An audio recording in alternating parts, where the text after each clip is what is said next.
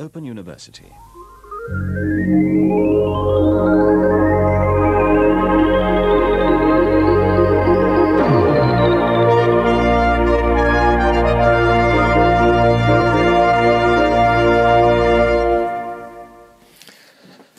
Hello, my big city existentialists. My theme today is a kind of personal one. It's about some big changes which are coming up in my life, your lecturer's life. I'm in Tokyo right now. I'm staying for a couple of weeks in the apartment of a friend who's gone to a drama festival in Cyprus.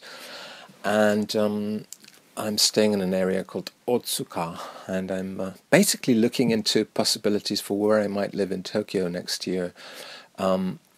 You may have noticed that on the imomus.com website it now says that Momus is a Scot who lives between Japan and Europe. He used to say I was living in Osaka.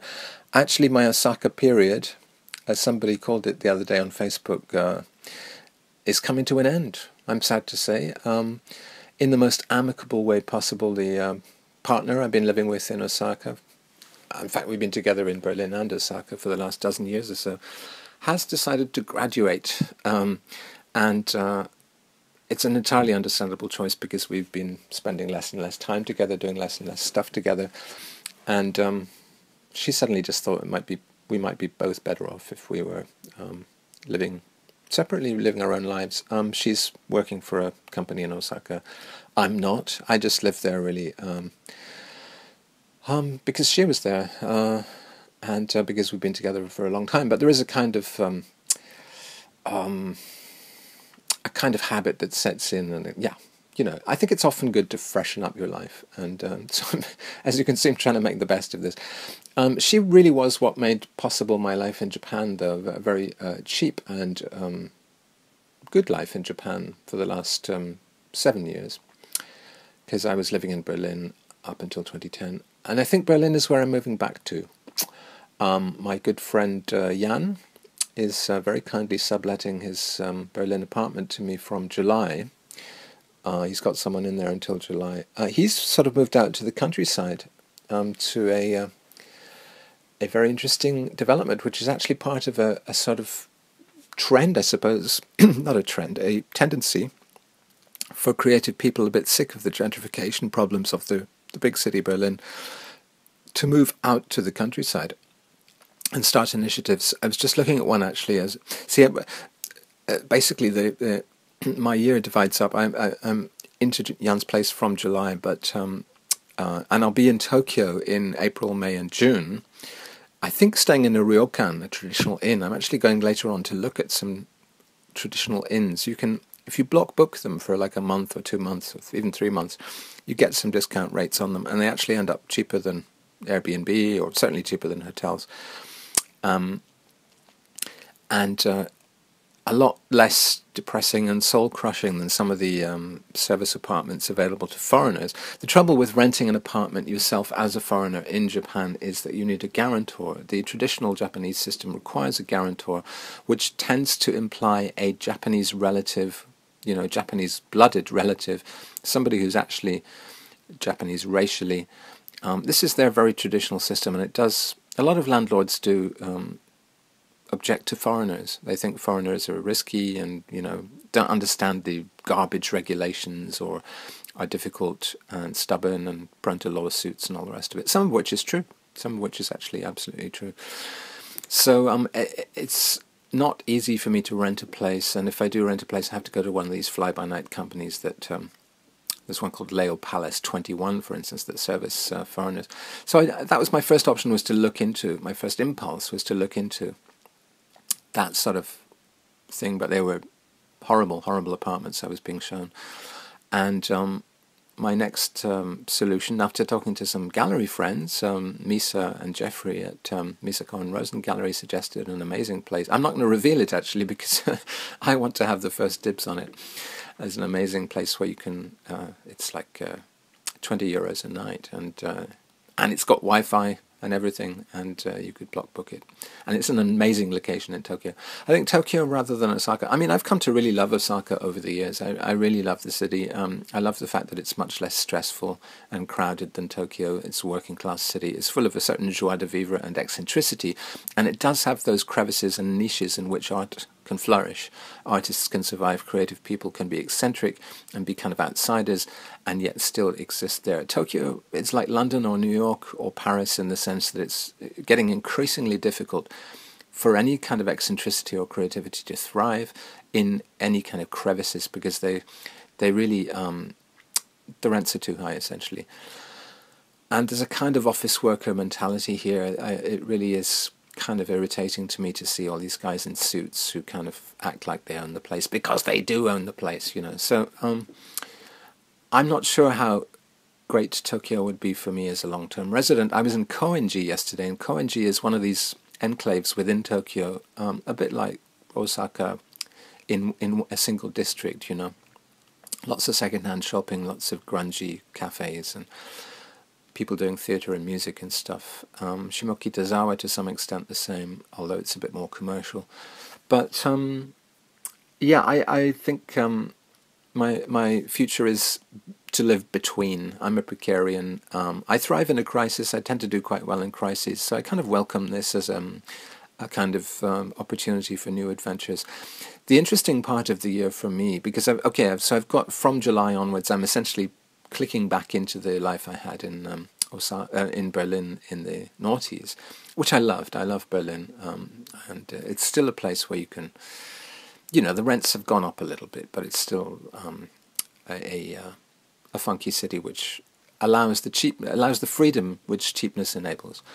So that part is clear, and you know, henceforth from July it's going to be fairly predictable, but with trips to Japan regularly to see my Tokyo friends.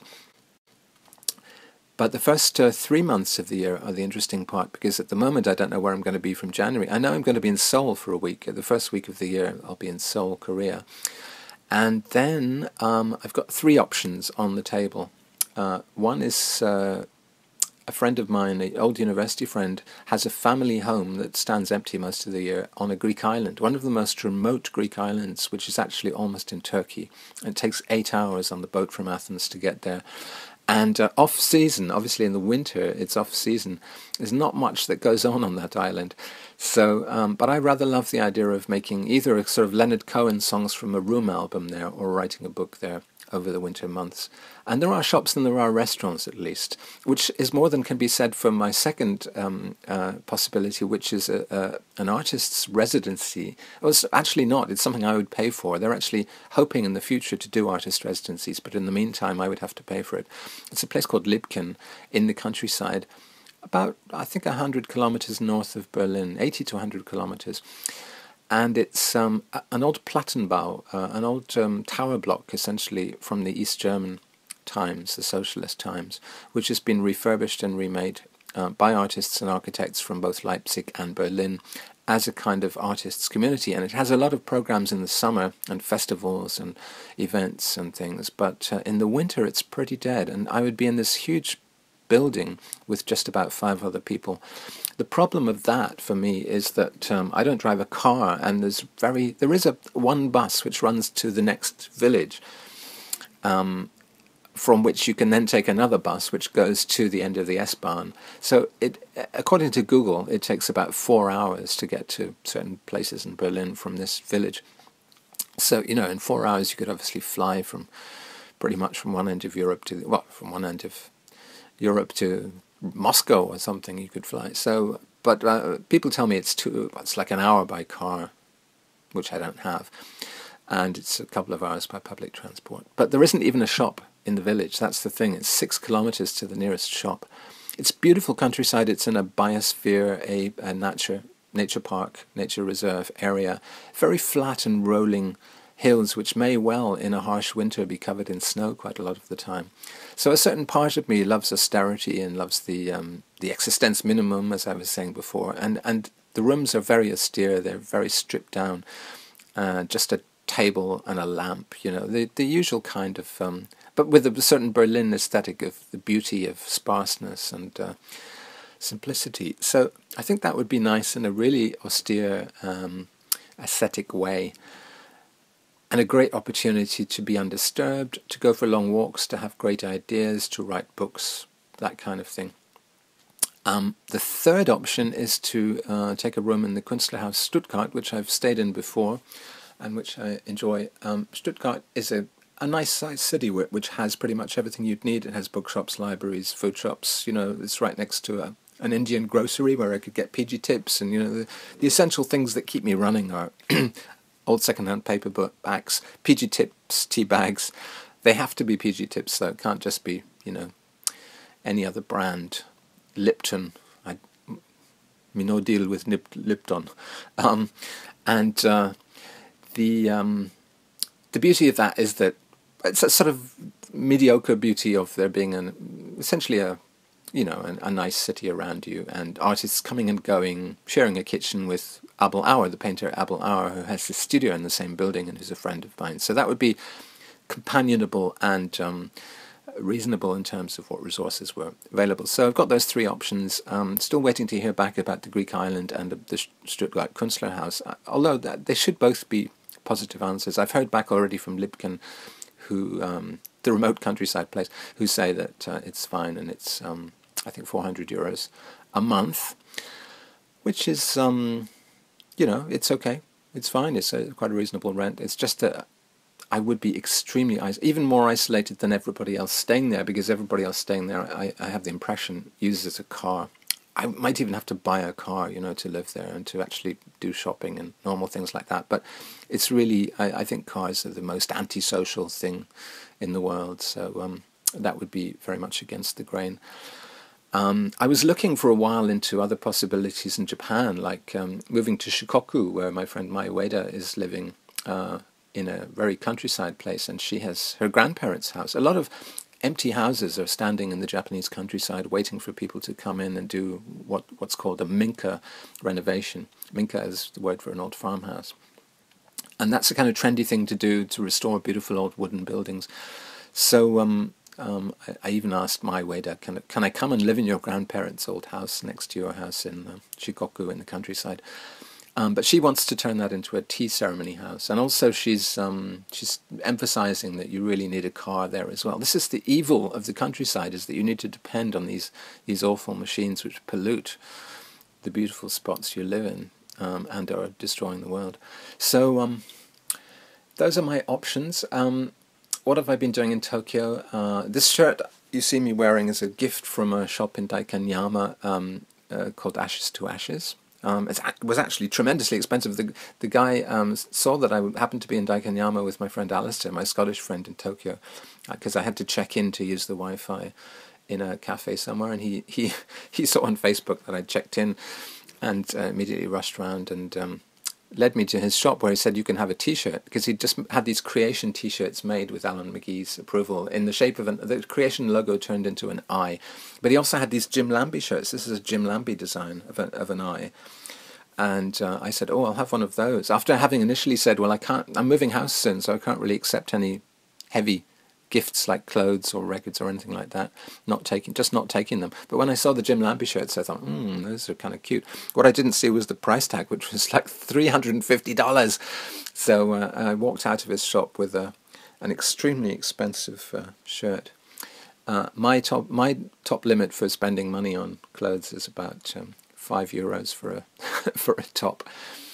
And I was in Koenji yesterday and saw a lot of nice sweaters and things for about that. Although there's also a certain brand of expensive vintage shop in Koenji where sweaters are about $70. But and these pants are actually from Koenji. They still smell of joss sticks and things because they're from one of these kind of hippie shops that sell Indian clothes. But they're actually Thai trousers. They've got a little pocket there, and they fasten with a cord around the waist. So I had a pair of these when I was actually in Thailand in 2001, and it's always nice to have them. So what else have I been doing? I went to see a Cornelius show the other night at the invitation of 3D Management, who were Kihimi Kari's managers. I hadn't spoken to them for about 15 years. That was kind of amazing to see them again. still working for the Shibuya K team. I mean, Gihimi's not productive just now, but Cornelius has a new album out and was promoting it in the show. And really, I would feel ungrateful, I think, because Cornelius has helped me enormously in my career, and so has 3D management. So I think I would be ungrateful to say what my true impressions of that show were, except to say perhaps that I somehow wish that Cornelius were making a few more mistakes on stage, even. I don't know, there's something terribly sterile and impressive about his live show, but it's somehow it lacks spontaneity, and he's rooted to the spot, and he's playing along with these amazing visuals, amazing lighting, very impressive, especially the beginning where there's a curtain with a kind of essentially an iTunes screensaver, visualizer patterns playing on it, and then suddenly there's lighting on the band members behind the curtain which becomes transparent, and you see them playing, and that moment was probably the most exciting. I had a backstage pass, but I didn't actually hang around to say hello to Keigo afterwards, because there were hundreds of people, including his elderly relatives, there at the with flowers and all the rest of it, and I just didn't quite know what to say to him, because in a sense I would rather have been anywhere else. I did find it a bit of an ordeal to sit through that. Somehow there is a sense of excitement which comes through the computers and the lights and everything, but it's somehow, I was somehow completely dead to it. It was a sort of stage-managed excitement, totally. Cornelius comes out of various 90s tendencies in music like math rock, and there is a possibility that math rock would just turn into graph paper in the end, a kind of graphic design on graph paper in the form of music. And perhaps that's what Cornelius is now. I don't know. I think he's a genius. I will say that. I think he's brilliant. But at the same time, there's something spiritually dead at the center of his music. So I don't know. I find it depressing ultimately. And yeah. But I have to acknowledge that he has been very important at certain points to me. And very good for me as well. So thank you, Keigo. Yeah, it's interesting who you stay in touch with and who you don't over the years. I have some Tokyo friends I'm still very much in love with and close to, and others who I guess have drifted apart from. And it's kind of interesting over the years to see who really lasts. And which elements of the city you continue to value and love. I feel I used to really love Tokyo and hate going to Osaka, because I would have to do like family visits to my partner's family in Osaka, and I would really grit my teeth and say, oh, it's a tawdry place down there, there's not much going on, there's no culture. Do we really have to go? And now it's totally reversed. I really love Osaka, and I kind of resent having to come to Tokyo. I think it is too much a business city, and the creative people here are, as they are in New York or London, they're fixated on the commercial arts. In other words, they're doing, for instance, Cornelius, a lot of his songs, it's like watching old TV commercials that you loved, or it is literally reminding you of that time you went to Muji and there was actually some Cornelius music playing in the Muji, stands with some promotional campaign they had. And it is actually Cornelius who did that music, So to me, it's... And his visuals are so slick, it's like the absolutely best cutting-edge kind of TV commercials you could ever see. And I think that is the tendency of creative people who stay in big cities and who can swim with that tide, is that you do end up... I've done music for Uniqlo, I've done music for Nike, all these things. When you have rent to pay, you really have to dance with the devil. You sup with the devil with the long spoon. Another thing I'm doing here is actually renegotiating my publishing. I've been with Sony Music Japan for the last dozen years, because last time I lived in Tokyo it was so expensive. I had to do a publishing deal to basically survive here, and that's a rollover deal which has been rolling over because I haven't made the advance back for a dozen years or so. So I'm now in the position to buy myself out of that contract and make a new publishing deal. So I'm here on business, I'm here on pleasure, I'm reviewing an art show for Art Agenda, and the art shows are a good reason to be here. But then again, I'm more excited these days looking at the art museums and galleries in Seoul and the bookshops, for instance. I think that Seoul has more to offer culturally than Tokyo now. It has a better, in the form of the MMCA, better contemporary art museum, better art and design bookshops like Book Society. And it's just generally more exciting to me because it's in a sweet spot where it's still quite cheap and it's still got a villagey feeling, and on street corners and up the hills, people chopping up vegetables on newspaper on the street. Tokyo doesn't really have that. It's really just a big office city, a math rock city with graph paper everywhere and offices in the shape of graph paper, and people looking stressed and kind of pushing around, the zombie shuffle I call it, when you're on the subway and you basically trying to get to the escalator and there's 1,000 people doing the same thing and you basically shuffle like dead souls. That aspect I hate. Any big city you're going to get that, but certainly in Tokyo it defines your life. So you might have these little pockets of freedom like Koenji, which are kind of struggling to be free of that, but are not quite succeeding. It's really, when you think about how and where to live your life, as I've been having to do really the last month, it is really writ large, that question of, is there a place where you can escape from the incipient ambient fascism? Should I move to Prague, for instance? Oh gosh, well no, they've just elected a right-winger in the Czech Republic, or Czechia, whatever it's called these days.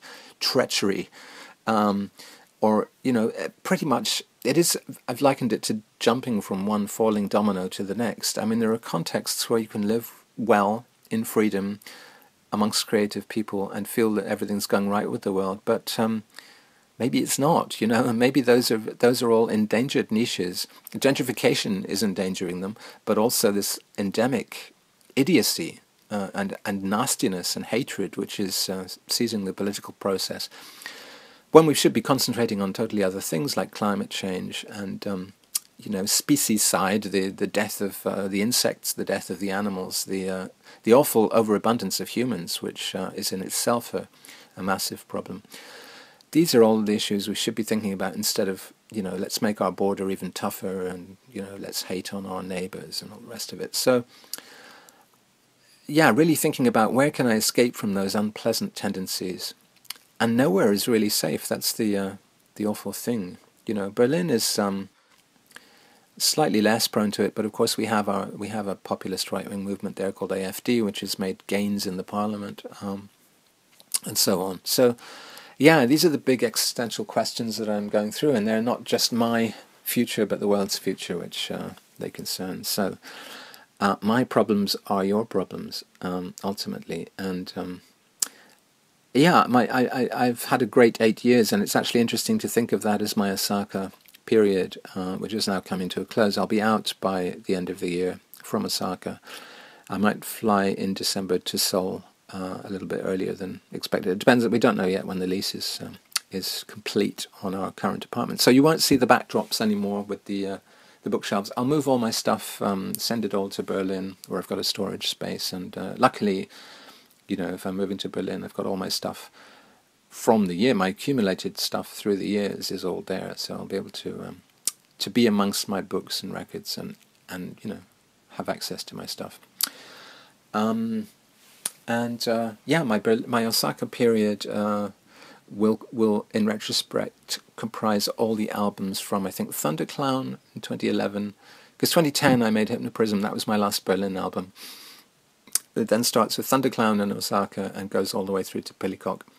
So that's about, I haven't counted, but it's about 8 albums, maybe even 10 albums, if you count the instrumental record and stuff like that. So, and the collaborations with Joe Howe and with David McClymont. So, it's been a very productive time, book-wise as well, writing lots of books.